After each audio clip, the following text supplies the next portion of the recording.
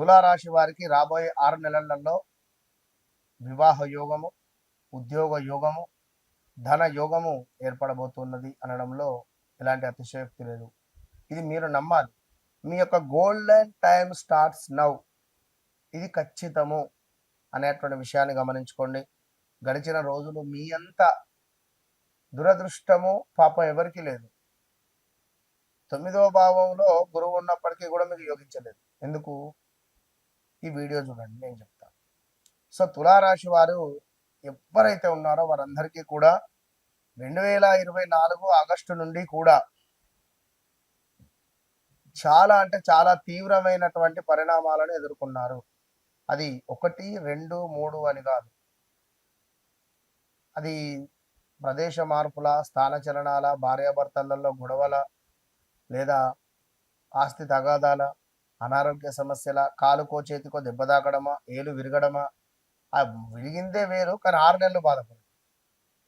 మనపై ఏమైనా చెడుగా చిత్రీకరించడం కానీ, తోటి ఉద్యోగులు డబ్బు పరమైనటువంటి ఇబ్బందులు ఎదుర్కొనేటువంటి దాఖలాలు కావచ్చును, మనశ్శాంతి లేకపోవడం కానీ, లేదా ఇంట్లో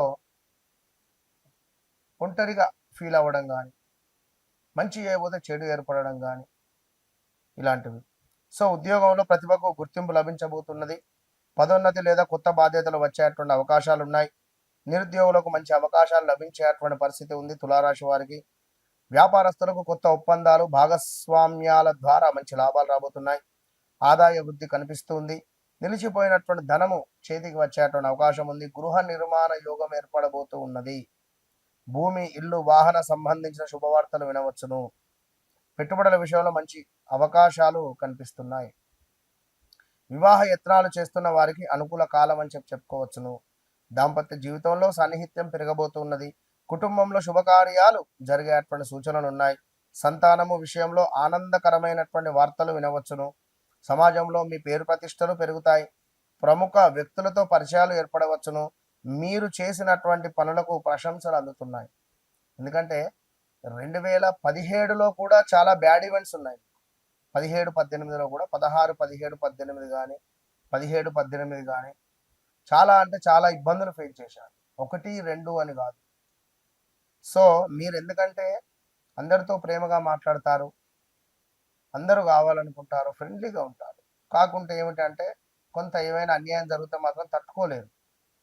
చట్టం, న్యాయం, ధర్మం అనేటువంటి వ్యక్తులు.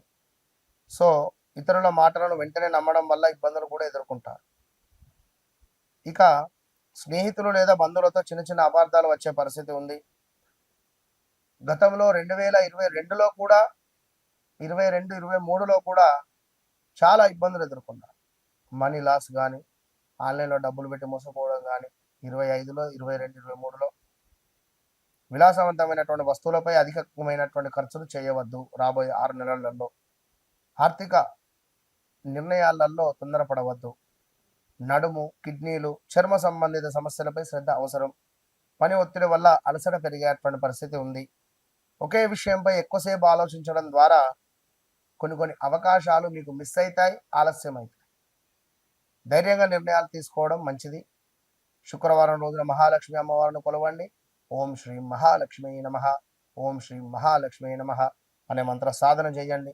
స్త్రీలకు వస్త్రదానం కానీ, కుంకుమను కానీ, తాంబూలము కానీ సమర్పించే ప్రయత్నం చేయండి.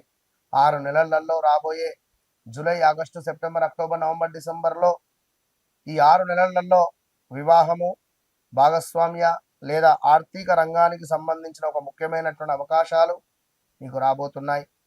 సరే బాగున్నాయి అంటున్నారు గురువుగారు, మరి నాకు బాగాలేదు అనుకునేటువంటి వారు తప్పకుండా నన్ను కలవక ముందు, నన్ను కలిసిన తర్వాత నేను ఒకటే విషయం చెప్తున్నాను. నన్ను కలవక ముందు, నన్ను కలిసిన తర్వాత మీ జీవితంలో మార్పు అనేటువంటిది మొదలవుతుంది. చిమ్మని చీకటిలో ఉన్నటువంటి మీకు, గాఢాంధకారమైనటువంటి మీ జీవితానికి నేను ఒక వెలుతురు రూపకంగా మీ జీవితంలో నేను ఒక వెలుగును నేను ప్రసాదిస్తాను. అది నేను కాదు, అమ్మవారు చెప్తున్నటువంటి మాటగా స్వీకరించండి. ఎలాంటి సమస్య ఉన్నా నాకు కాంటాక్ట్ కండి. నన్ను కలవక ముందు, కలిసిన తర్వాత ఓపెన్ ఛాలెంజ్.